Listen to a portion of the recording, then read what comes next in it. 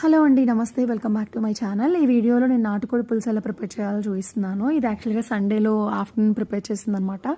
But నేను ఏంటంటే ఇప్పుడు అప్లోడ్ చేస్తున్నాను వీడియో. నాటుకోడి పులుసు నాన్ వెజ్ తినే వాళ్ళలో ఇష్టపడిన వాళ్ళంటూ ఎవరు ఉండరండి. ఈ నాటుకోడి పులుసు దీంతోపాటు రాగి సంగటి తింటే కనుక సూపర్ టేస్టీగా ఉంటుంది. కొంచెం కారంగా చేసుకోవాలి, ఇంకా మసాలా కూడా కొంచెం ఎక్కువే వేసుకోవాలి, అప్పుడే మనకి టేస్టీగా ఉంటుంది. యాక్చువల్గా నాకేంటంటే నేను నాటుకోడి గుడ్డు ఉంటుందని నాకు తెలుసు. బట్ ఏంటంటే మా అత్తయ్యతో మాట్లాడుతూ ఇది ఏంటి మా అత్తయ్య అంది, ఇది గుడ్డు పెట్టే కోడి అనుకుంటా, దీనికి కొవ్వు ఎక్కువ ఉంది, అంటే స్కిన్ ఎక్కువ ఉంది, యాక్చువల్గా ఎముకలు తక్కువ ఉన్నాయని చెప్పేసి అన్నారు. అత్తయ్య నాటుకోడి గుడ్లు పెట్టదు అత్తయ్య అన్న నేను. బట్ ఏంటంటే నాటుకోడిలో పెట్ట ఉంటుంది, పుంజు ఉంటుందంట. నాటుకోడి గుడ్లు ఎలా వస్తాయి మరి, ఓన్లీ పుంజే ఉంటే నాటుకోడి గుడ్లు ఎలా వస్తాయి అని చెప్పేసి అందనమాట.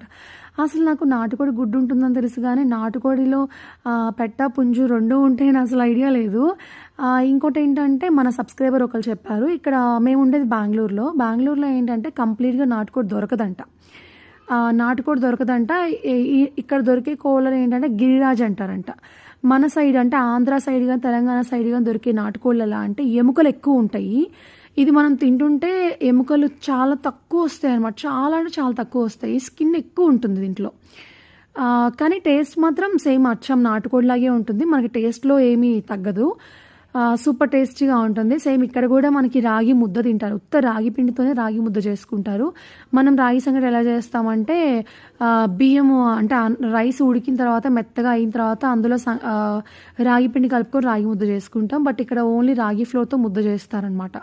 దాంట్లో ఈ నాటుకోడి పులుసు చాలా బాగుంటుంది, రెండిట్లో బాగుంటుంది. రాగి ముద్దలో బాగుంటుంది, రాగి సంగట్లో బాగుంటుంది. మేమైతే ఇలాగా పులుసుగానే దించేసుకుంటాము. మరీ ఎక్కువ వాటర్ పోసి ఉడికిచ్చేస్తే చప్పదని వచ్చేస్తుంది అనమాట కర్రీ. మసాలా కొంచెం ఎక్కువ వేసుకుని సూపర్ టేస్టీగా ఉంటుంది.